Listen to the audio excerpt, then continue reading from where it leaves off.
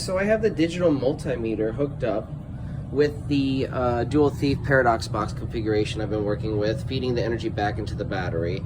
And it started out at 340 milliamps coming right out of the battery's positive. We're running this in series, of course. And it's going down. It's been like 5 minutes and it's still going down. 282 milliamps we're at, down from 340 milliamps after about 5 minutes, and it's still going down. This is very interesting. Now, by every calculation I can do from every measurement that I've taken, we are apparently getting over unity, but we have to run the numbers over and over again, double check and triple check everything just to make sure everything looks good. But the observations are starting to align with what we're seeing with the data. About 3.8 watts coming out of the system, or coming out of the battery, 3.8 watts coming out of the battery, and then about 6 watts of raw power coming out of the system, the coil, and the lightning thief. So it's starting to slow down, but it's still going down. 279 milliamps we're at.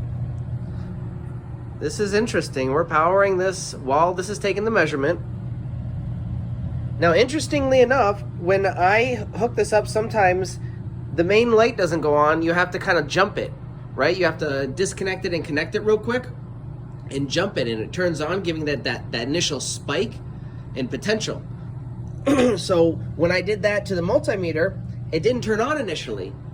The light didn't turn on. I had to jump it. But before I jumped it, I noticed that the current was climbing, not going down. So it started at 440 milliamps that time when the light was not on, and it was going up. And by the time I realized the light was not on and I tried to jump it with the disconnection and connection method,